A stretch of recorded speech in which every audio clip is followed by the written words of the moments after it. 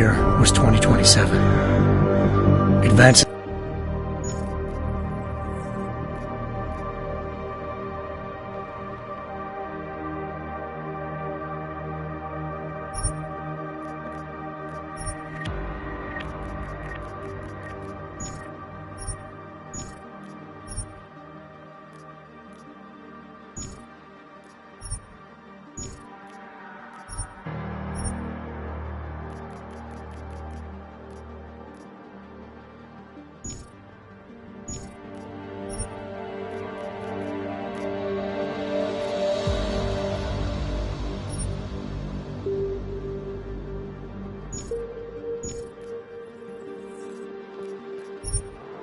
The year was 2027.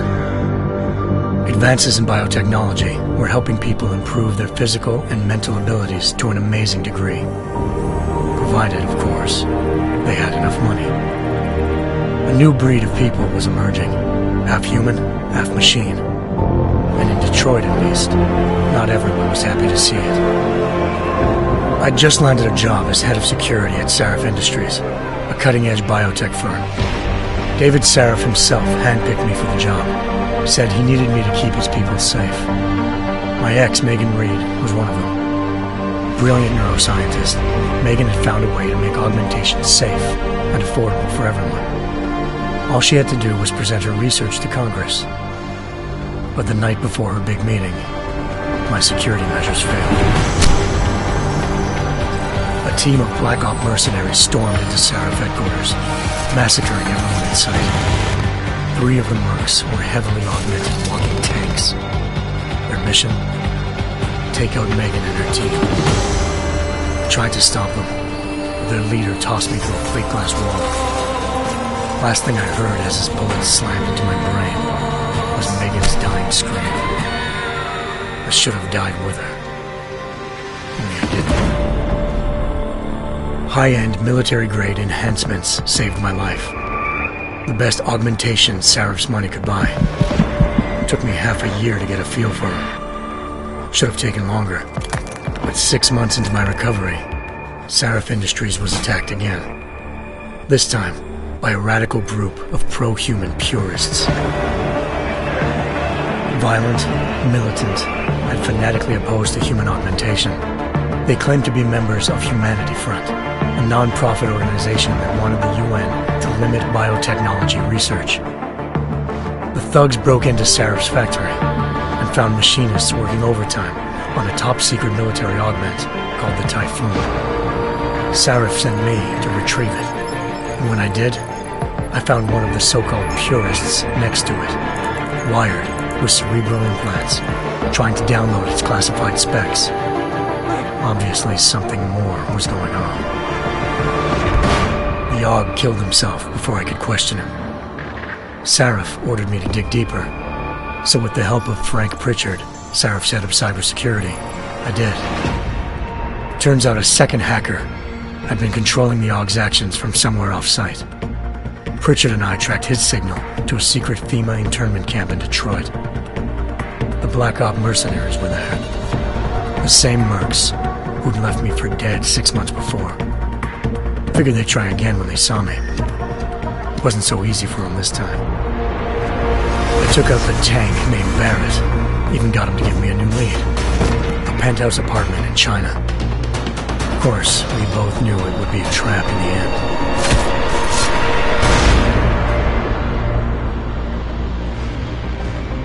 Hengsha Island, China. Home to a city so crowded, they had to build a second city on top of it. Trying to find clues in Hengsha wouldn't be easy. Lucky for me, I wasn't alone. Farida Malik, Sarif Industries' ace pilot, had lived in Hengsha before. A good person to have on your side. She knew enough about the place to get me around. Malik dropped me in the lower city, close to the penthouse Barrett had told me about. Bell Tower Associates, a private security firm under contract to the Chinese government, had agents tossing the suite when I arrived. Just not for the reason I'd been expecting. Turns out the man who lived there was a criminal hacker named Van Bruggen. The same hacker who'd been remotely controlling the AUG in Sarif's factory. Van Bruggen's panicked decision to force the man to commit suicide had been a mistake. Now his mercenary partners were gunning for him, and I needed to find him before they did. Locating Van Bruggen meant playing nice with the triads, anxious organized crime lords. They had the hacker holed up inside a low-rent capsule hotel. By the time I found him, Van Bruggen had no qualms giving up the woman who hired him. Zhao Yunru, president of the Taiyang Medical Corporation. According to Van Bruggen, Zhao wanted to monopolize the augmentation industry and had hired Black Op mercenaries to destabilize her competition. Seraph Industries was at the top of her list. To prove this, I needed to get inside TYM and grab a surveillance hologram off a server. I suspected Van Bruggen was hiding something when he told me this, but nothing could have prepared me for what I saw. Megan wasn't dead. She and her 4 best researchers had been kidnapped, spirited away somewhere while their kidnappers made it look like they were dead. Desperate to learn more, I confronted Zhao in her penthouse. She claimed to be a pawn in a bigger plan, and hinted at a group so powerful it controlled global interests at a whim. Then she slipped into a panic room and hit the alarm, forcing me to make a very quick exit. I figured Zhao was lying, but part of her confession made sense. David Seraph had been worried about his people. So worried, he'd required all of them to have subdermal locator devices surgically implanted. The GPOs would have been broadcasting the day of the attack. But Zhao said a single call to Picus, the world's leader in global 24-hour satellite news, had turned those signals off. I needed to fly to Picus headquarters in Montreal if I wanted to learn more.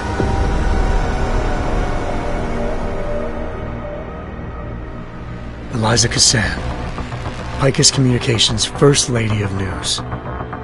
Malik thought I was reaching when I told her Eliza was involved in this. The world's most famous news anchor, working with a mercenary hit squad.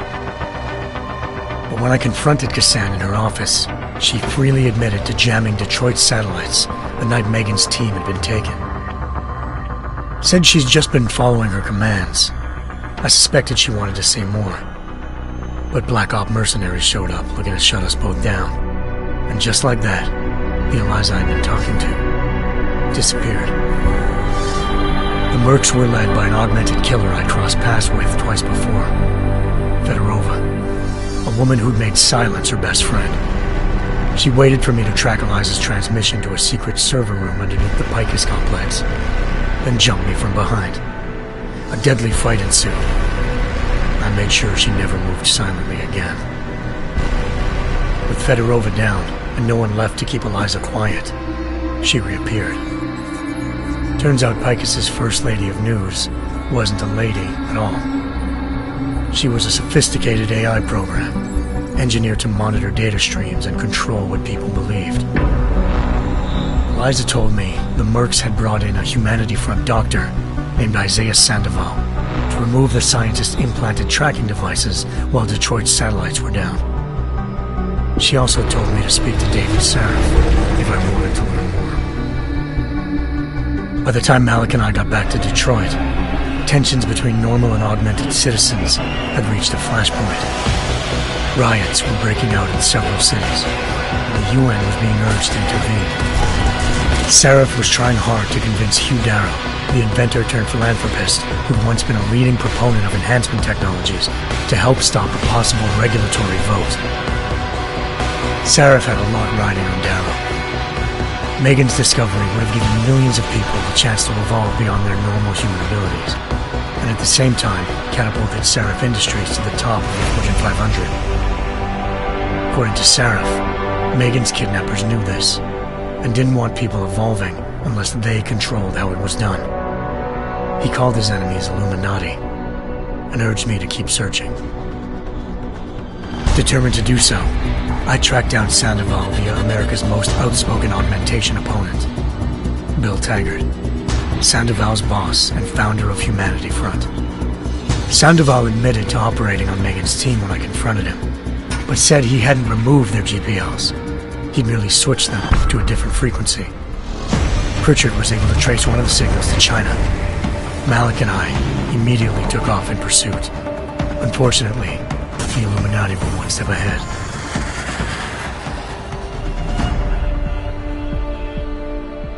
Ambushed. Shot out of the sky by Bell Tower Associates seconds after entering Hengsha's airspace. Malik's piloting skills saved me. After a tense and bitter struggle, I escaped into Lower Hengsha. The tracking signal I was following led straight to the Triads, or more specifically, to the augmented arm of Tong Si-hung, leader of a gang of augmentation harvesters. Tong said they'd taken the arm off a corpse, which Bell Tower had left at their door, meaning at least one of Seraph's scientists was dead. Maybe not the rest of them, though. Tong pointed me to a port used for human trafficking and helped me slip aboard a Bell Tower ship. It was sailing to Rifleman Bank Station, a military base in the South China Sea. Bell Tower was holding kidnapped civilians as prisoners there, and using them to perfect the Hyron Project, a human-computer interface that left most of its test subjects dead. My search for Megan would have ended then, if not for a mysterious ally named Quinn. In exchange for my help exposing Bell Tower, he slipped me aboard a second ship headed to Singapore, and an Illuminati-run biotech facility called Omega Ranch. 3 of Seraph's scientists were there, forced by their captors to create a technology capable of remotely shutting down augmented abilities. Thanks to an emergency recall notice issued by the World Health Organization, millions of people all over the world already had the biochip installed. With the help of the scientists, I tracked Megan to a private section of the ranch. There, I ran into Yaron Namir, the walking tank who'd put a bullet in my brain the first time we met. He'd teamed up with Zhao and was hoping to catch me off guard. Their little ambush didn't work. I found Megan in a suite belonging to Hugh Darrow, the billionaire philanthropist who Seraph had called on for help. Darrow had convinced her to go along with the biochip plan by promising to sabotage the tech. As she was explaining this, Darrow appeared in a global broadcast, telling the world that augmentations would be the death of mankind. Then he activated the biochips to prove his point. All over the world, augmented people flew into a killing frenzy. Darrow had betrayed everyone, and it was up to me to set things right. To do it, I had to reach Panchaea, a massive installation in the Arctic Ocean. As I raced through corridors built by an all-augmented workforce, I saw death and destruction firsthand. By the time I shut down Darrow's broadcast, I knew the damage he'd done. Still, humanity's future remained unclear. How would the world react to this sabotage? Would people ever regain their faith in augmentations again? What would be the Illuminati's next move? Only time could give us the answers.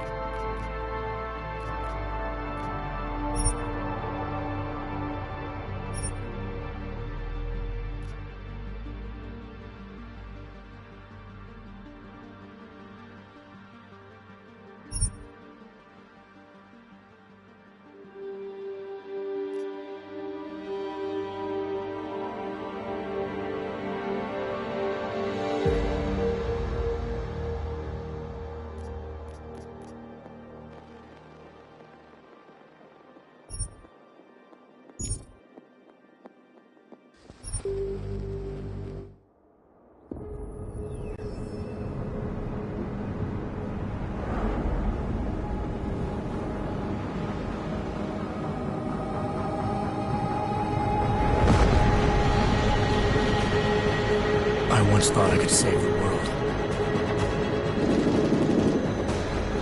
Now look at it.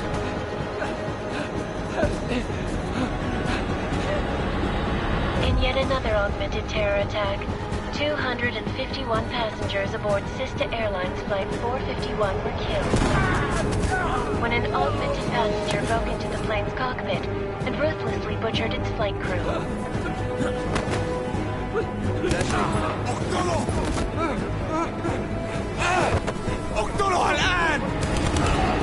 Details recovered from the black box recorder suggest that the man may have been suffering flashbacks to the AUG incident. That horrible day 2 years ago when augmented people all over the world flew into a psychotic killing spree, causing the greatest loss of life in recent history. Sometimes, you just have to let go. And embrace what you've become. Not gonna go all wonky on us now, Hansa, are ya? Well, if I do, McCready, I guarantee you'll never see it coming. Agent Jensen! Am I gonna have a problem with you? No, sir. No reason to assume you would. Good. Because you are the only augmented operative on this team, and I intend to make good use of you. Listen up, all of you. We got a sandstorm barreling down our arse and we can't afford to make mistakes. We're going after this man, an arms dealer named Shepard. He's ex-Bell Tower, one of the Special Forces commanders who disappeared during the incident. And he's come out of hiding? That cannot be good. It's not. He's selling weapons and military-grade augments to terrorists. This is Aran Singh, the undercover agent who lured Shepard out of his hole. Best you see Interpol's got. For 3 years he's worked hard to get in tight with the Jinn, an Iraqi smuggling cartel that's infected the Eastern Hemisphere like a plague. Last week, our arms dealer sent a message to the Jinn, offering to sell them a shitload of black market merchandise dirt cheap. They told Singh to handle the buy. They're not gonna like it when Interpol disrupts that party. Singh's cover really that good? It is right now. We need to keep it that way. This is where the deal's going down. A half-finished high-rise hotel that's been abandoned ever since the incident. It's not a pretty picture inside. Let me guess. Most of the laborers were augmented with heavy-duty industrial rigs. So when the incident hit, and they all went schizo, things got gruesome real fast. And no one, except for some homeless junkies, have been inside the place ever since. So what's the plan, Director? Singh's meeting Shepard on the ground floor, inside the hotel's main atrium. He sent the bulk of his Jinn crew to the penthouse levels to secure a vantage point. I want McCready's team to take up positions overlooking the atrium and make the arrest. Jensen, you're going in solo from the roof. My objectives? Keep the Jinn from joining the party. As far as we can tell, only one route connects the atrium to the penthouse level, a halfway decent elevator shaft. Here. I want you to block access to it. Fine. Just cut me loose. Do you plan on relying solely on your augments for this one? I'd recommend taking a little hardware, just to be sure.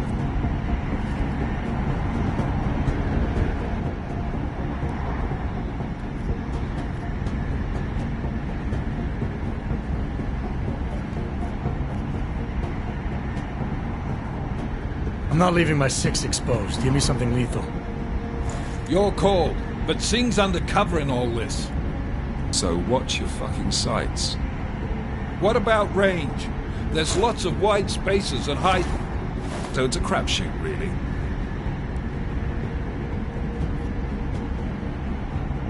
Never was one to play the odds. Give me something I can use up close. You got it. One last thing, Jensen. Singh said the Jinn are using some sort of portable Wi-Fi device to boost communications. He's got a better chance of maintaining cover if you disable it. I'll keep an eye out for it. But aren't we on the clock here? You said there's a sandstorm moving in. There is, and we got the intel on this mission at the very last minute. So we're scrambling a little. If it comes to it, your #1 priority is keeping the Jinn out of that atrium. Copy that. Time to put away your happy thoughts, gentlemen. We're approaching the target building. You're up first, Jensen. Let's do this.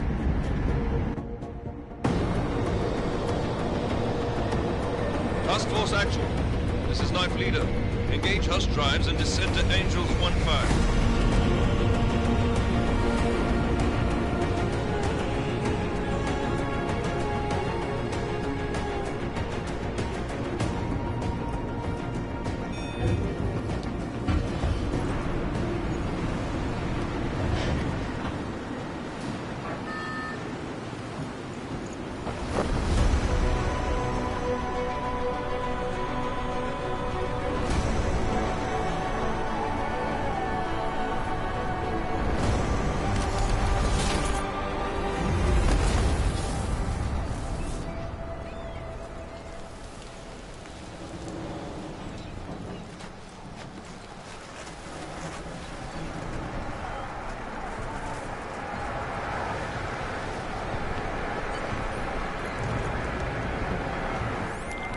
Team leader, this is Jensen. I'm on the roof.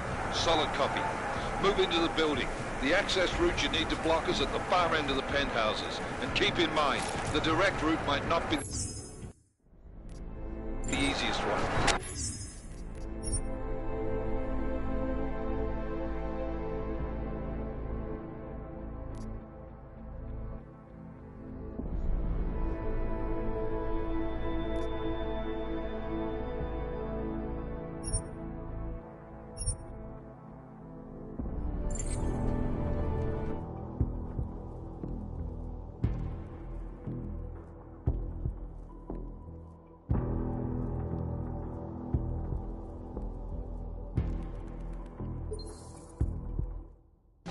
McCready will advise once his team is on the ground. Miller out.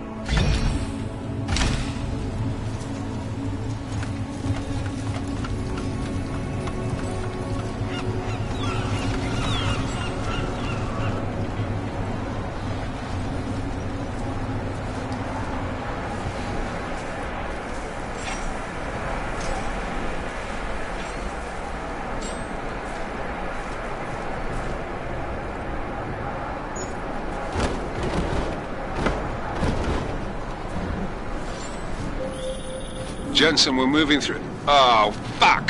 What's wrong? The Jinn have got a few Jennies up and running. Gonna have to hack keypads. Should enjoy it, McCready. They have colors and shapes. Just remember, red means bad. Fuck you.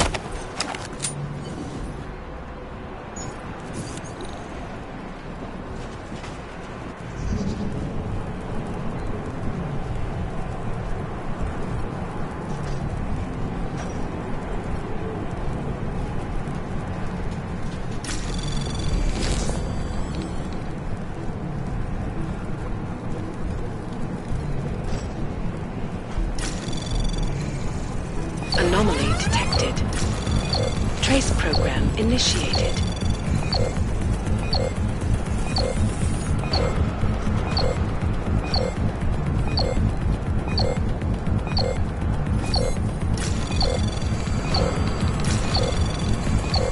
Access granted.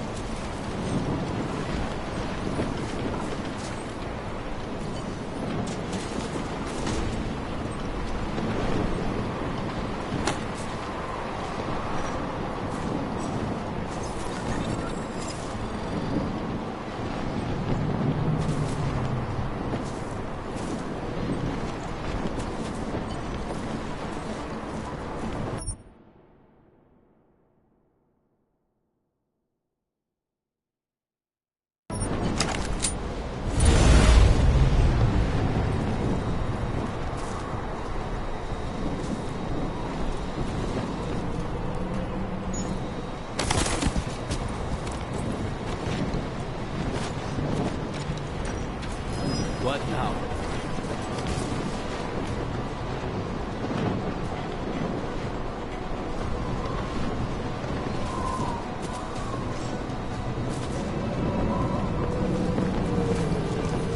Over there!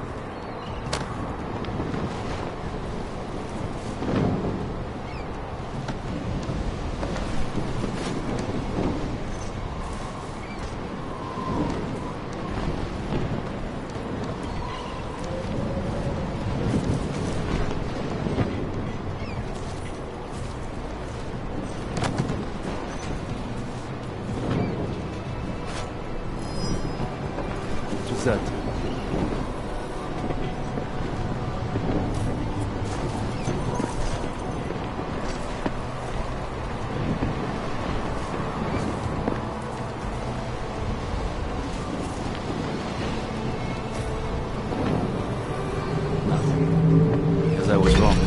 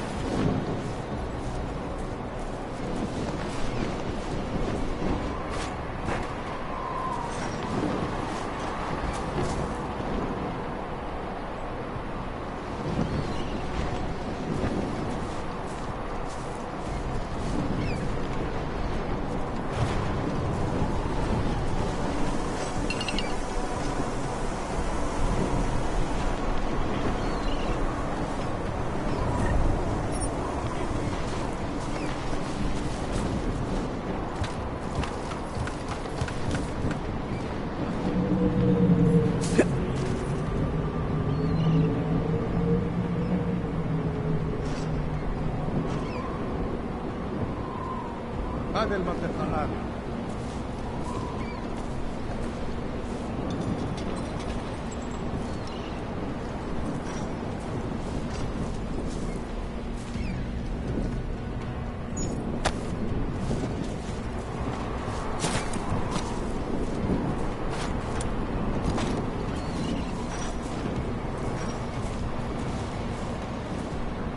هذه الصفقة للأبد.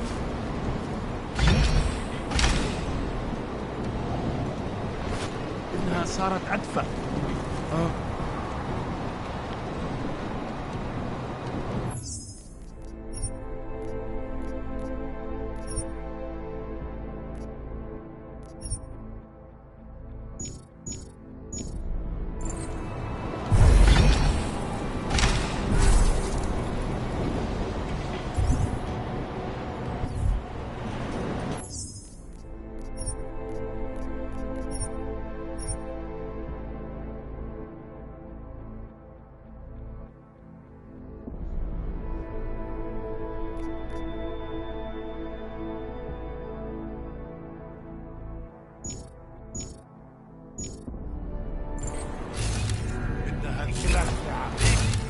راح نكون معميين عن طريق.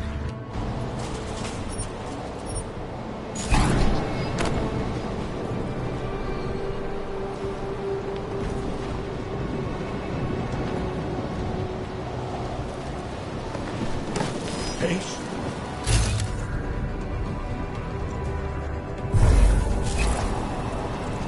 اشهدها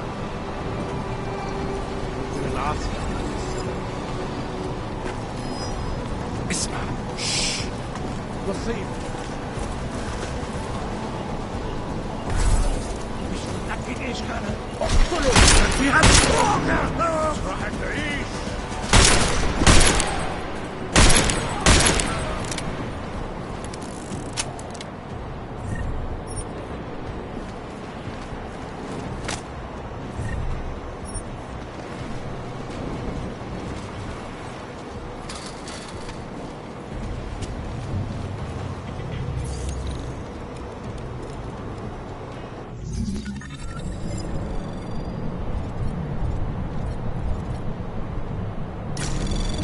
Anomaly detected. Trace program initiated.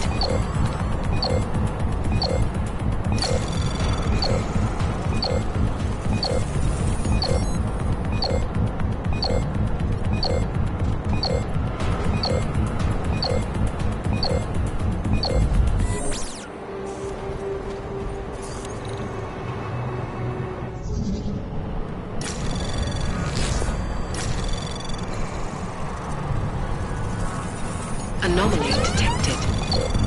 Trace program initiated.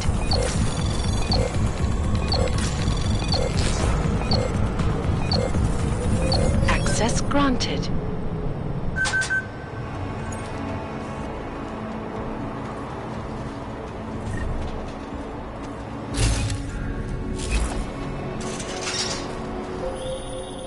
Jensen, Mac, listen up. Doppler shows that sandstorm's moving in fast. It's big, and it's gonna hit us hard. God, I hate the fucking desert. Confirm visual? I can. Time is not on our side. Copy that. Solid copy.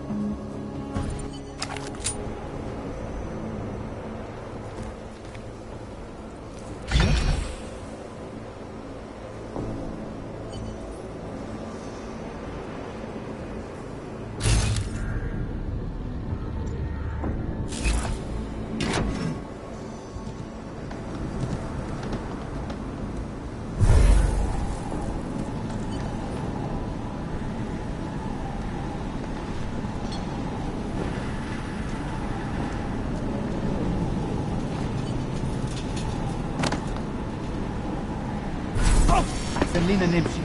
خلينا نمشي.